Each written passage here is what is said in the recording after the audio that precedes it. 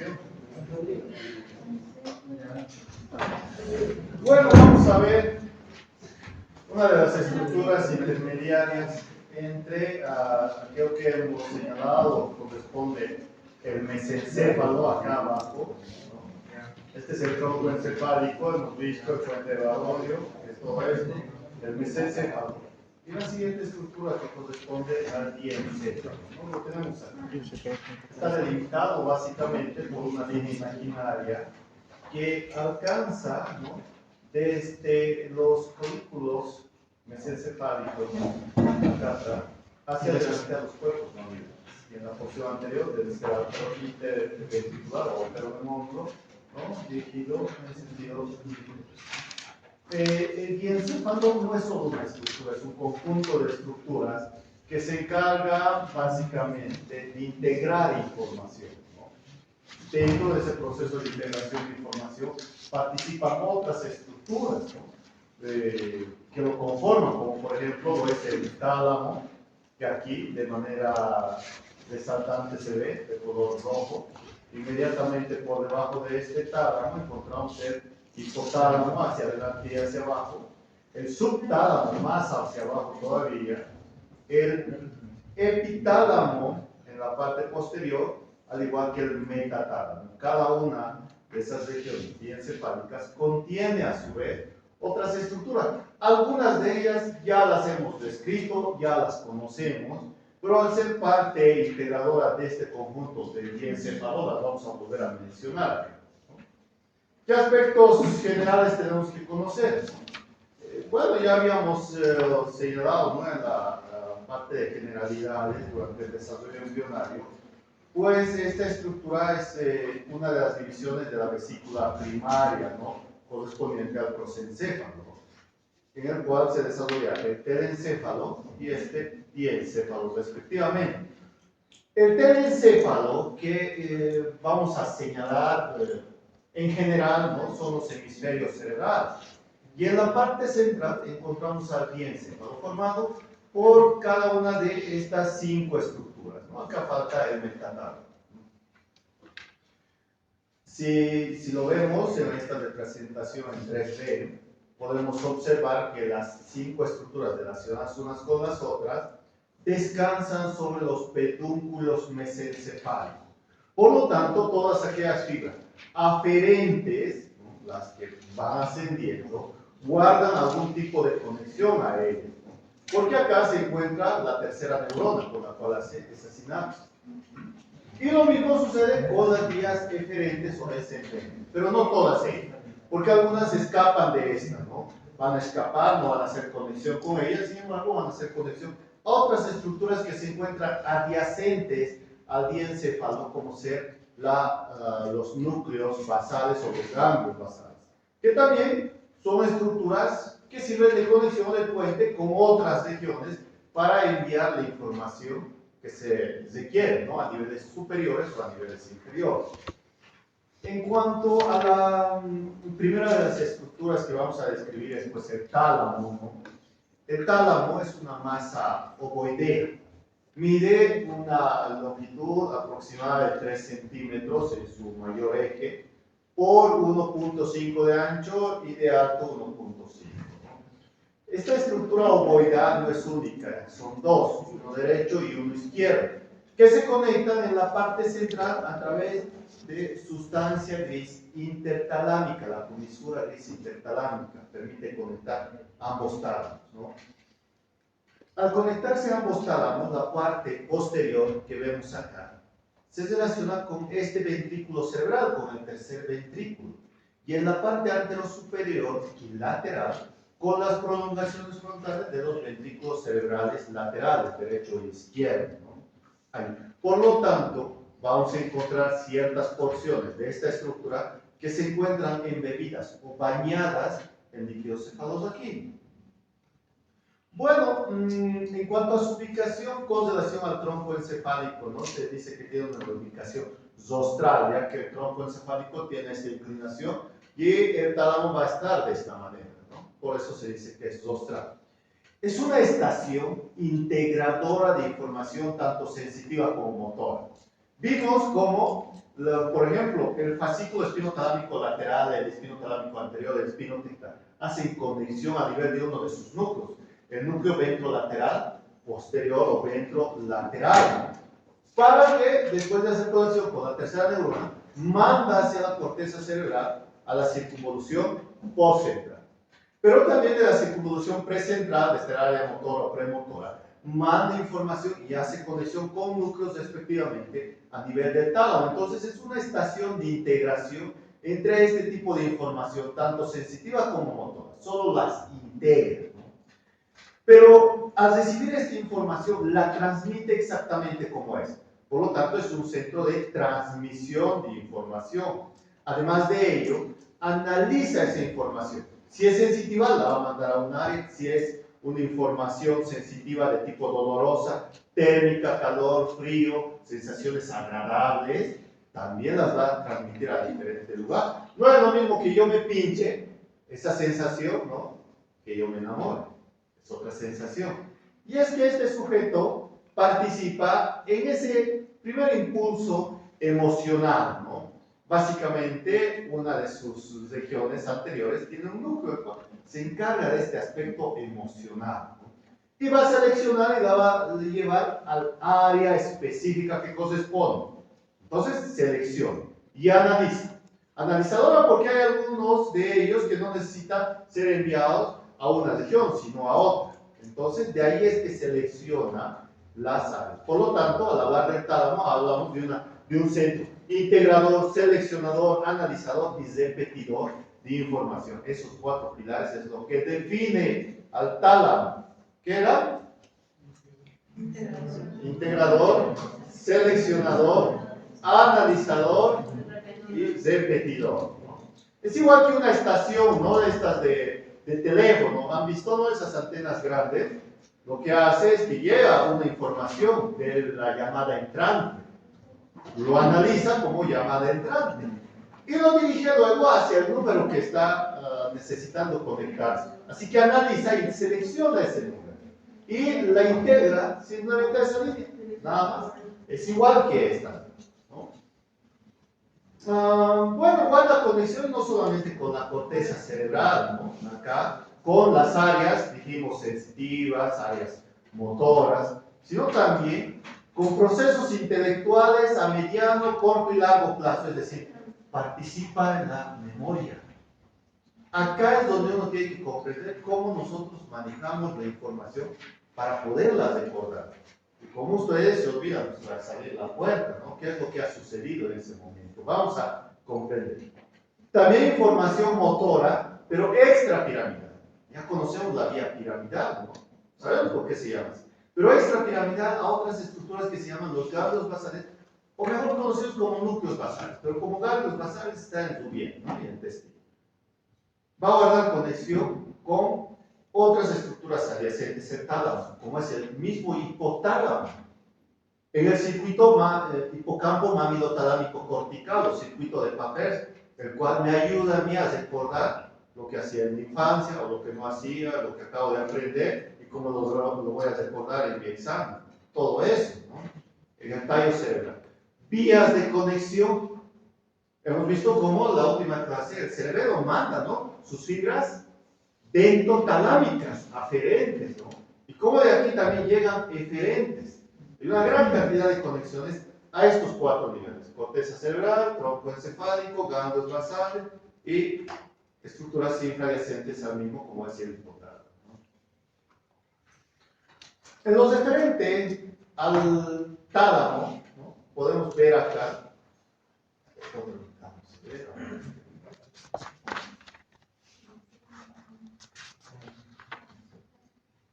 Núcleos. ¿Qué pasó?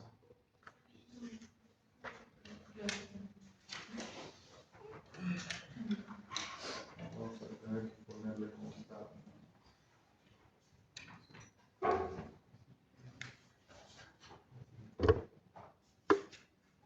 Ahí. Acá podemos ver que el tálamo en la parte central presenta una organización, ¿no? De sustancia blanca conocida como lámina medular interna. Esta lámina medular interna divide en segmentos al tálamo, ¿no? Ya que a medida que se hace anterior se va bifurcando y estas dos ramas dividen a este segmento, que es el segmento anterior de estos dos segmentos, que es el segmento medial y el segmento lateral.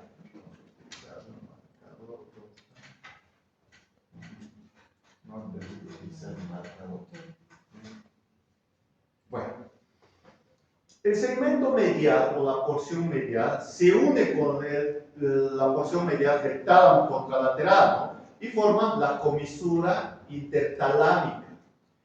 Este segmento lateral se divide en dos grupos de núcleos, los dorsales y los ventrales. Y esta porción posterior, la más amplia, se denomina púlvina y contiene unos corpúsculos que pertenecen al metatálamo, que ya lo hemos ido conociendo cuando describíamos los folículos mesencefálicos anteriores y posteriores. Estos no son nada más que los cuerpos geniculado lateral, que se relacionan con la vista, y el cuerpo geniculado medial con la audición. Entonces se divide de esa manera este tálamo,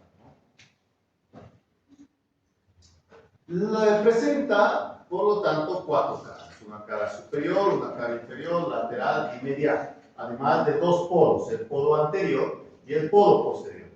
El polo anterior es mucho más estrecho, más pequeño. En cambio, el polo posterior, que se denomina púlvina, es más amplio, ¿no?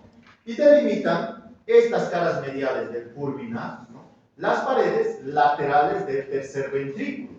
En cambio, el polo anterior se ve relacionado con este agujero, que se llama agujero de Monro o agujero interventricular, que comunica ambos ventrículos cerebrales laterales. En la cara superior podemos observar un surco. Este surco es donde se apoya el plexo coroideo, ¿no? ¿Qué era el plexo coroideo? ¿Para qué? Ligeocefalografía. Exacto. Y además divide esta cara en dos porciones. Una porción externa, que es esta, y una porción interna, que es esta otra. Esta porción interna está bañada por líquido cefalosaquídeo. Entonces es algo muy importante. Y además, medialmente se relaciona con el fornix, que corresponde aquí, y la tenia tectae. En cambio, esta porción anterior está separada de la sustancia blanca telecefálica a través de un surco que se llama surco tálamo estriado. Este surco tálamo estriado contiene una serie de células que están mielinizadas y no mielinizadas, que dan un aspecto enrejado, por eso se llama la zona enrejada de Arnold, acá. Y en el surco que separa estas estructuras, ¿no?, que se encuentran dentro de la sustancia blanca telencefálica, denominadas núcleos basales o ganglios basales, ¿no?, que los separa de este tálamo, se llama surco tálamo estriado. En este surco tálamo estriado están estas tres estructuras: la vena tálamo estriada, la lámina terminal, ¿no?, la arteria, la lámina terminal, y la estría terminal, y la lámina córnea. Estas tres estructuras, por lo tanto, las vamos a encontrar ahí. Claro que esta porción se inclina más hacia afuera, en cambio esta porción interna más hacia adentro. Esas son las diferencias que se tienen con relación a estas estructuras. La porción anterior del tálamo contiene una pequeña sobresaliente denominada tubérculo anterior, que en su porción interna contiene al núcleo talámico anterior. Este núcleo talámico anterior se relaciona con las emociones, ¿no? Les gusta algo, les gusta alguien, etc., ¿no? Ese gusto por algunas prendas de vestir, por un color específico, por un tipo de persona, su pareja, etc. Acá tiene esa relación, pero se conecta también con unas estructuras que se encuentran acá adelante. Acá, que hemos mencionado los cuerpos mamilares, lo vamos a volver a recordar en el rombo octopeducular, que igual ya lo hemos mencionado, hemos descrito qué estructuras se encuentran ahí, ¿no? Y va a ser conexión a través de vías, ¿no?, como la mamilotalámico, en la cual la información que inicialmente ingresa es captada por acá. Si esta información es adecuada, yo la voy a aceptar y me voy a acordar fácilmente. ¿Cómo sucede? ¿No? Ese recuerdo tan fácil que nosotros podemos desarrollar en un tipo de información, en algunas ocasiones y en otras no. Eso sucede porque le damos cierta interpretación emocional. Por ejemplo, si ustedes estudian con alguna música, ¿no?, se les queda de manera más fácil la información. O si estudian al lado de esa persona que les gusta, se queda más fácil, ¿no? Una leída y ya saben todo. Pero ya leen una vez, dos veces, tres veces y no se les queda nada. Es porque no tiene ese aspecto emocional. Y ello hay que saberlo manejar, ¿no?, a través de música, a través de un ambiente adecuado, ¿no? Allá en el jardín, debajo de un árbol, en el cuarto, ¿no?, en la habitación, estando en silencio, con una música que me gusta, al lado de que te gusta, etcétera, ¿no? Para ir a estudiar, no a ver Netflix, ¿no? Entonces, tiene una relación muy particular e interesante esto, ya que gracias a ello yo recuerdo inmediatamente. Pero no se queda aquí la información. Si yo la voy a necesitar a largo plazo, esta información luego tiene que ser disparada acá, a la corteza cerebral, ¿no? Y ahí se va a ir almacenando, al igual que yo agarro un libro y lo guardo en mi estante del libro. Cuando lo necesite, voy a saber dónde está esa información, la saco y la recuerdo de manera inmediata, ¿no? Por lo tanto, tengo almacenado mucha información. Esta información, por otra parte, se almacena muy bien hasta los 35 años, más o menos. Después de esta edad, el almacenamiento de información es muy escaso. Pero ¿cómo es que personas después de los 40, 50, 60 años siguen estudiando, etcétera? Porque ya utiliza cada una de esta información. No tengo tantos libros, solamente saber sacar el libro correcto y repasarlo, nada más. Eso es lo que sucede con mi corteza cerebral y recuerdo a largo plazo. Si les preguntan, ¿no?, Michael, ¿quién era tu mejor amigo en la escuela? Entonces lo recuerdan. ¿Por qué? Porque este circuito mamilotalámico cortical ha generado un almacenaje a largo plazo. Ese almacenaje a largo plazo ha requerido emociones. Te divertiste con tu compañero, seguramente hicieron travesuras, fueron a jugar, etc. Entonces es un recuerdo el cual tiene aspectos emocionales. Y el cual no ha sido simple, ha sido duradero. Tiene ese almacenaje a larga data. Así que no vamos a tener dificultad en poder recordar. Sin embargo, se puede olvidar. Y este olvido puede ser parte del proceso de envejecimiento, como en el Alzheimer, o secundario a una mala alimentación o problemas orgánicos, ¿no? Y ahí llamamos amnesia la pérdida de esta información. Sin embargo, es mucho más complejo de esto, porque se requiere la participación de una estructura que la tenemos aquí, que tiene forma de caballito de mar. ¿Cuál es el nombre científico del caballito de mar? Lili. Freddy. Hipocampo. Entonces el circuito que se establece, mámilo, talámico, hipocampo, cortical, hace que se recuerden la información así. Pero tenemos que saber la manera. ¿Dónde tiene que ir primero y dónde ir de manera subsecuente? Este circuito tan complejo se llama circuito de Papers y enseguida lo vamos a ver. La extremidad posterior es mucho más amplia, se llama pulvinar, y este contiene estos dos cuerpos. El cuerpo geniculado lateral, que recibe información visual, y el cuerpo geniculado medial, que recibe información auditiva de ambos oídos. Sin embargo, recibe un mayor número de fibras provenientes del oído contralateral.